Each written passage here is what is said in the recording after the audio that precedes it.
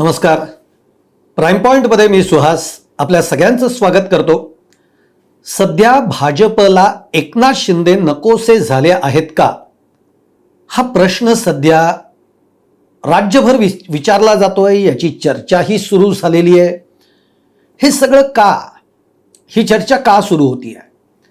आत्ता नुकतेच एकनाथ शिंदे दिल्लीला जाऊन आले. ते पुन्हा एकदा राज्यातली तक्रार घेऊन दिल्लीमध्ये गेले होते आणि असं वाटलं होतं की अमित शहांची भेट त्यांची होईल, अमित शहांच्या कानावर ते सगळं टाकतील आणि मग पुन्हा एकदा मनासारखं काहीतरी ते करून येतील. पण तसं काहीच घडलेलं नाही. अमित शहांनी एकनाथ शिंदेंना भेटणं टाळलेलं आहे. त्यामुळे एकनाथ शिंदे अमित शहांची भेट झाली नाही. बरं, आत्ता हे नुकतं एकदाच घडलं का, तर नाही. आत्ता गेल्या वेळेला सुद्धा जेव्हा एकनाथ शिंदे असेच तातडीनं दिल्लीला गेले राज्यातली तक्रार घेऊन किंवा देवेंद्र फडणवीसांची तक्रार घेऊन, तेव्हा सुद्धा अमित शहांनी एकनाथ शिंदेंची भेट टाळलेली होती आणि त्याची आपण व्हिडिओ सुद्धा केला होता. हे असं का होत आहे? म्हणजे चक्र काही उलटी फिरायला लागली आहेत का? आता एकनाथ शिंदे भाजपला नको आहेत का, वगैरे वगैरे असे सगळे प्रश्न आता त्या निमित्ताने वरती यायला लागलेत, विचारले जाऊ लागलेत आणि याची चर्चा आता व्हायला लागली आहे. नेमकं काय आहे हे सगळं प्रकरण आपण बघूया टप्प्याटप्प्याने. त्याच्या आधी थोडंसं आधीचा इतिहास समजून घेऊ. आत्ता नेमकं एकनाथ शिंदेंच्या बाबतीमध्ये असं का घडतंय याचा आपण विचार करूयात आणि पुढे भविष्यामध्ये काय घडू शकतं याची एक थोडीशी आपण कल्पना आणण्याचा प्रयत्न करूयात. असो, तर थोडंसं जर इतिहासात डोकावलं तर आपल्याला माहिती आहे की राज्यामध्ये भाजप आणि शिवसेना यांची युती ही गेले 25-27 वर्ष ही महाराष्ट्रामध्ये राहिलेली आहे आणि त्याला बेसही आहे. तो म्हणजे एक तर हिंदुत्व हा एक प्रामुख्याने बेस राहिलेला आहे. पण देवेंद्र फडणवीस 2014 मुख्यमंत्री झाले. पहिले 5 वर्ष सगळं अलबेल चाललेलं होतं.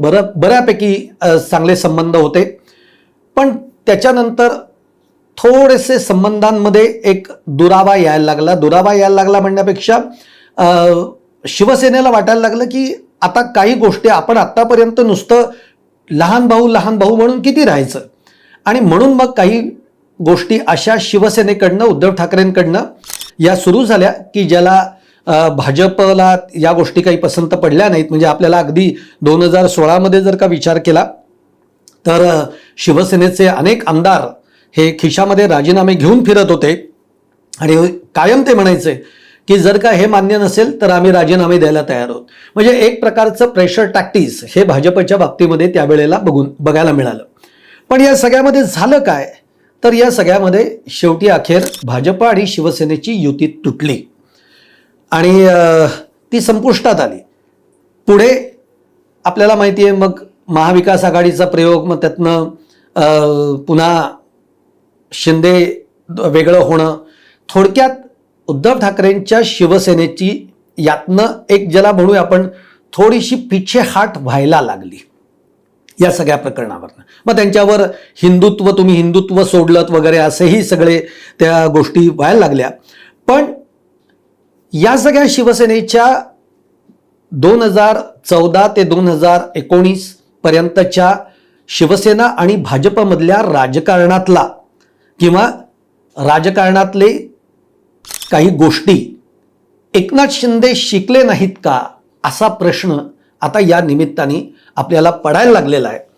कारण ते सातत्यानं, म्हणजे एकनाथ शिंदे जे आहेत हे सातत्यानं राज्यातल्या राजकारणामध्ये, म्हणजे सध्या जे राजकारण चालू आहे त्याच्यामध्ये भाजपला किंवा भाजप सातत्याने बॅकफूटवर कशी जाईल किंवा भाजपला कसं बॅकफूटवर टाकता येईल, भाजपपेक्षा एक कुरघोडीचं राजकारण आहे एकनाथ शिंदे आणि देवेंद्र फडणवीसांमध्ये.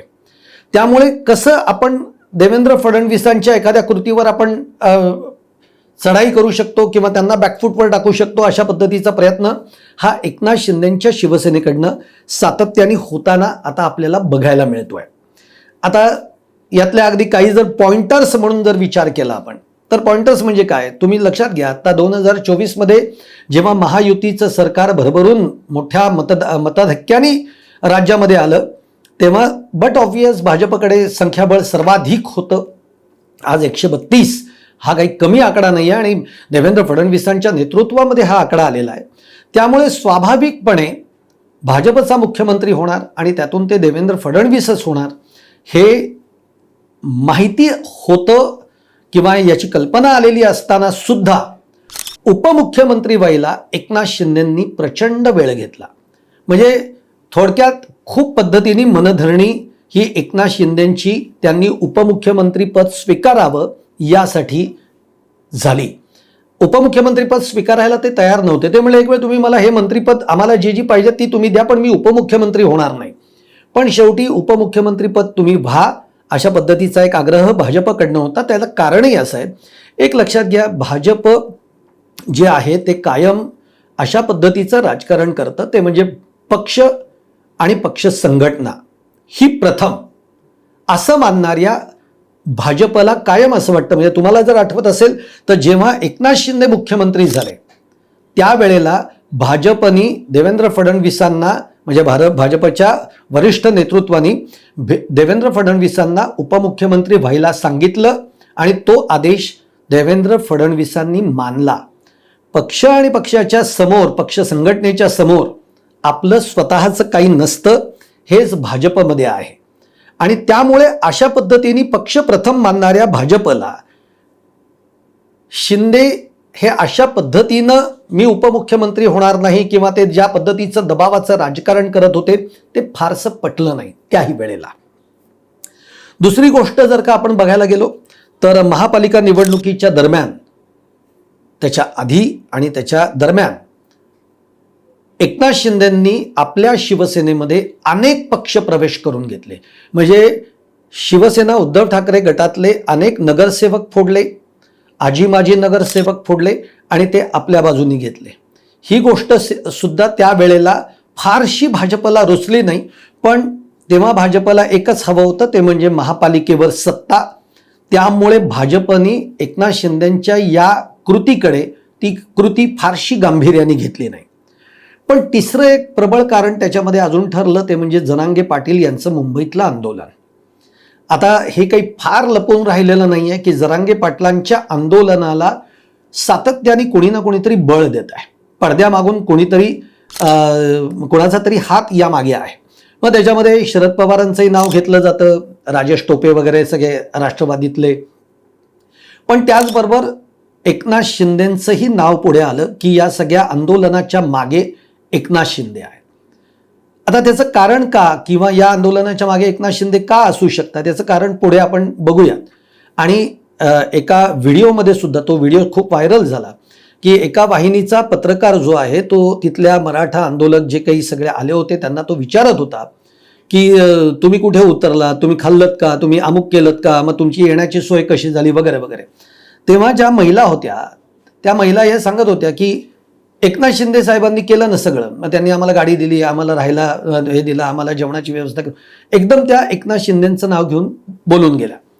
तिथेच त्यांना कोणीतरी दाबण्याचा प्रयत्न केला. याच्यातनं एक गोष्ट समोर आली की या सगळ्या मागे एकनाथ शिंदेंचा हात आहे का, अशी त्याची चर्चाही सुरू झाली.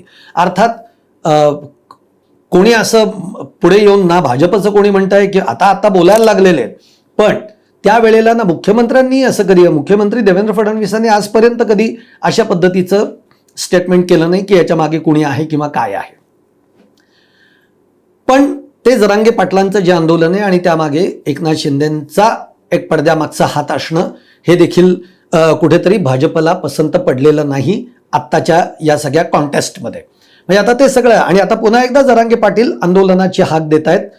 ती हाक देत असताना सुद्धा आधी जाऊन कोण आलंय तर मंत्री उदय सामंत हे जरांगे पाटलांना आधी भेटले आणि त्यानंतर मग जरांगे पाटलांनी पुन्हा एकदा आंदोलनाची तारीख निश्चित केली. त्यावरनं मग भाजपचे जे काही आता नेते आहेत ते आक्रमक झालेत आणि ते थेटपणाने बोलायला लागलेले आहेत की हे आंदोलन जाणीवपूर्वक कोणीतरी करताय, पेटवलं जात आहे आणि उदय सामंत त्यांना भेटून आल्यानंतरच या आंदोलनाची तारीख ठरलेली आहे. चौथा मुद्दा जर आपण बघितला तर सातारा जिल्हा परिषदेच्या अध्यक्षपदावरनं जो काही साताऱ्यामध्ये राडा झाला, तो जर राडा बघितला तर त्याच्यामधनं अगदी उघड उघड आपल्याला असं दिसतं की मग शंभूराज देसाई असतील, त्यांनी ज्या पद्धतीने विधानसभेमध्ये सभागृहामध्ये ज्या पद्धतीचं स्पीच दिलेलं आहे त्यांनी थेट सांगितलं आहे की मी एक मंत्री आणि मला कशा पद्धतीने तिथे पोलिसांनी हे केलंय. एक लक्षात घ्या, पोलिसांच्या बद्दल जेव्हा ते बोलतायत याचा अर्थ ते गृह मंत्रालयाच्या बद्दल बोलतायत. गृह खातं कोणाकडे आहे तर ते देवेंद्र फडणवीसांकडे आहे. म्हणजे एक प्रकारे साताऱ्याच्या जिल्हा परिषदेच्या निवडणुकीवरून, अध्यक्षपदाच्या निवडणुकीवरून एकनाथ शिंदेंनी भाजपबरोबर थेट पंगा घेतलेला देखील आपण बघितलेला आहे. अगदी अलीकडच्या काळामधला जर आपण विषय केला तर आता पुणे मुंबई हा एक अर्ध्या तासाने अंतर कमी झालं, ते म्हणजे मिसिंग लिंक जे आहे त्या मिसिंग लिंकमुळे. या मिसिंग लिंकचं उद्घाटन मुख्यमंत्री देवेंद्र फडणवीसांच्या हस्ते झालं. त्यावेळेला सगळे मुख्यमंत्री उपमुख्यमंत्री सगळे उपस्थित होते.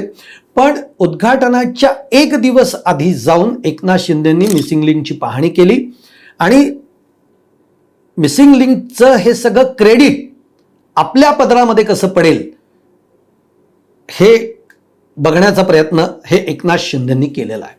आणि तिथे सुद्धा भाजपला या गोष्टी फारशा रुचल्या नाहीत, आवडलेल्या नाहीत.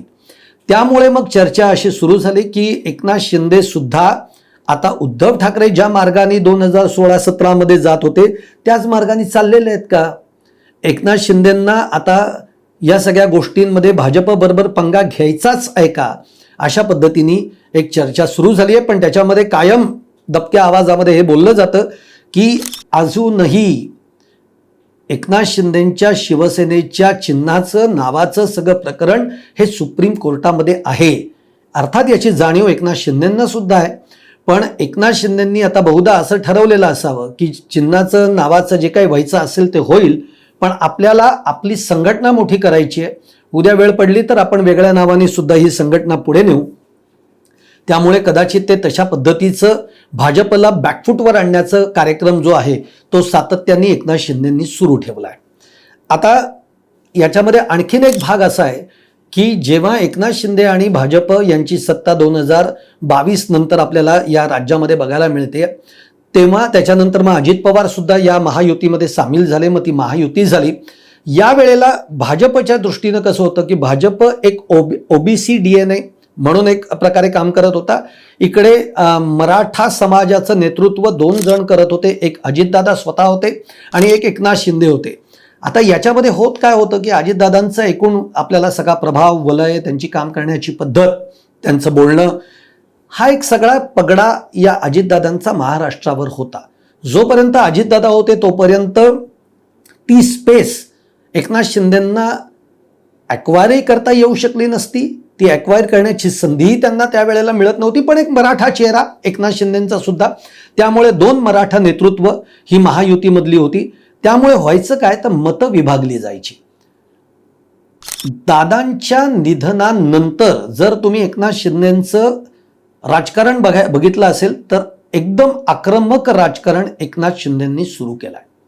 आता याच्यामध्ये दादांच्या निधनानंतर खरं तर भाजप आणि महायुतीकडनं असं सांगण्यात आलं होतं की ज्याच्यामध्ये शिवसेना सुद्धा होती की दादांच्या पक्षातले कुणीही आपण आपल्याकडे ओढणार नाही, आपल्याकडे घेणार नाही.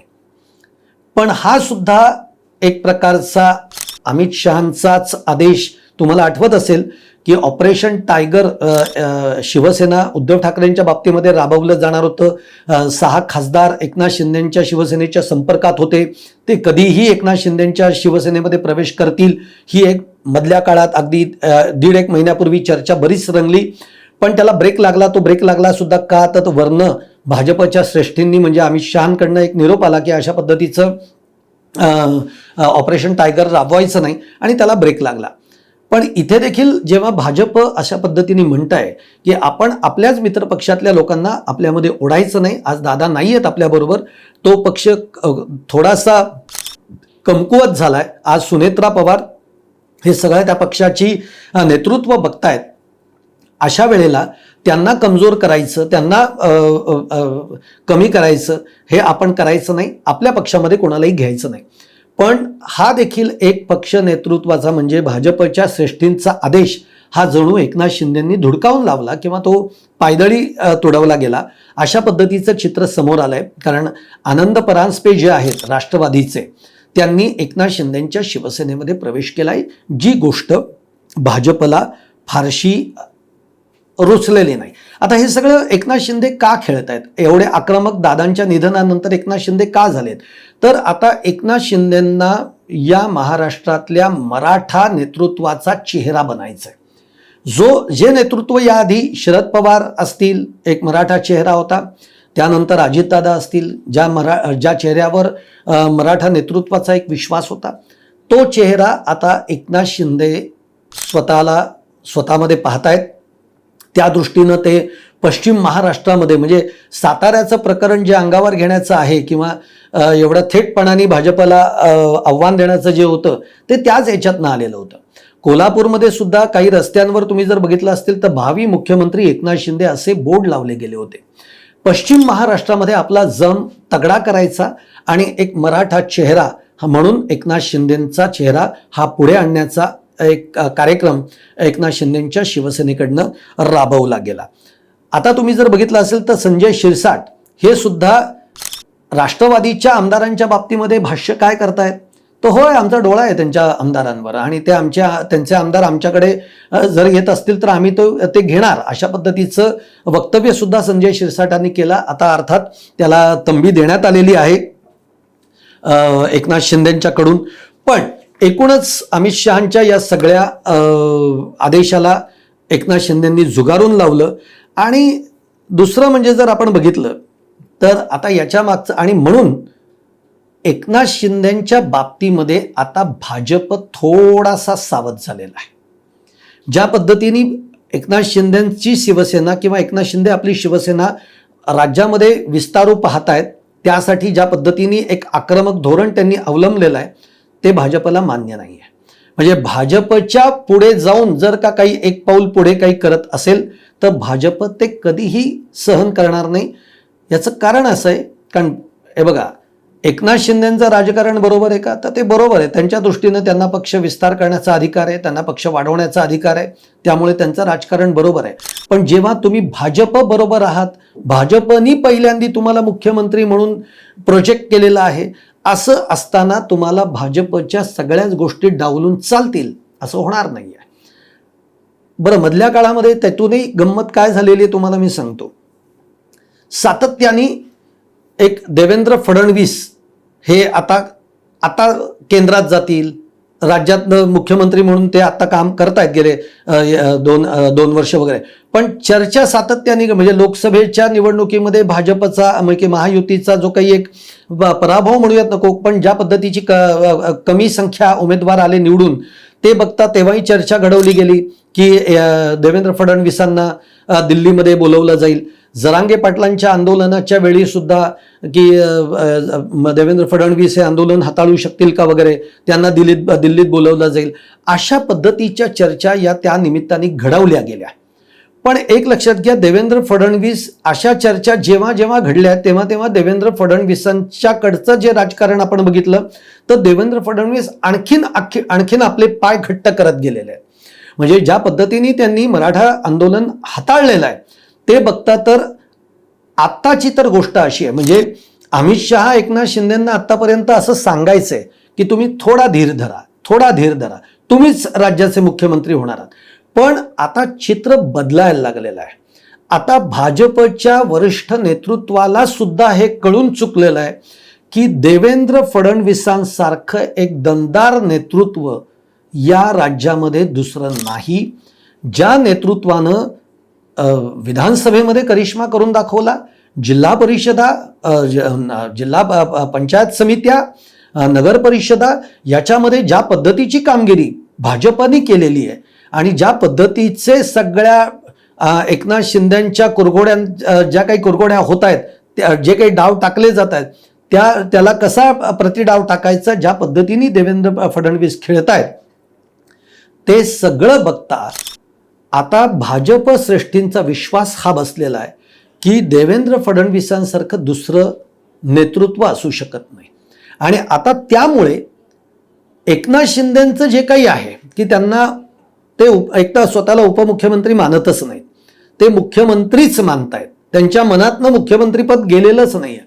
त्यामुळे आता जरा यांना दूर ठेवणं हेच योग्य ठरेल अशा पद्धतीने आता अमित शहाच्या दोन्ही वेळेला एकनाथ शिंदेंना न भेटणं हेच कृती त्यातनं दाखवून दिली जाते की आता एकनाथ शिंदे जर अशाच पद्धतीनं, ज्या पद्धतीने उद्धव ठाकरेंनी काही चुका केलेल्या आहेत त्याच पद्धतीनं जर का आता एकनाथ शिंदे त्याच मार्गाने जात असतील तर मग आता आपल्याला एक तर त्यांना रोकावं लागेल आणि त्यांना आपल्यापासून आता दूर ठेवावं लागेल.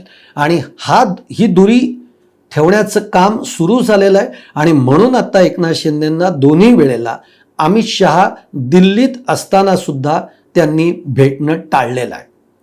अन्यथा कधीही असं झालं नाही की अगदी अमित शहा कितीही गडबडीत असू देत पण एकनाथ शिंदे दिल्लीत आलेत आणि अमित शहा भेटले नाहीत, असं कधीच घडलं नाही. पण गेल्या 2 भेटींमध्ये मात्र हे घडताना आपल्याला बघायला मिळत आहे. त्यामुळे आता एकनाथ शिंदे हे भाजपपासून किंवा अमित शहा आता एकनाथ शिंदेपासून अंतर ठेवतायत का, हा एक प्रश्न. आणि दुसरा प्रश्न, आता भाजपला एकनाथ शिंदेची गरज संपली आहे का, हा दुसराच प्रश्न. हे 2 प्रश्न फार महत्त्वाचे आहेत. येणाऱ्या 2029च्या निवडणुकीच्या वेळी नेमकं काय होणार आहे, एक नक्की सांगतो की 2029च्या निवडणुका सगळेच पक्ष स्वबळावर लढतील, आपली आपली ताकद आजमावतील आणि त्यानंतरची समीकरणं ही खूप वेगळी असतील. तुम्हाला माझा हा व्हिडिओ आवडला असेल तर लाईक करा, शेअर करा, चॅनल सबस्क्राईब करायला विसरू नका. आणि तुमच्या देखील कमेंट, जे आता मी 2 प्रश्न तुम्हाला विचारले की अमित शहा आता दुरी ठेवतायत का एकनाथ शिंदेच्या बरोबर, भाजपला आता एकनाथ शिंदे नको आहेत का, गरज संपली आहे का, तुम्हाला काय वाटतंय जरूर कळवा कमेंट बॉक्समध्ये.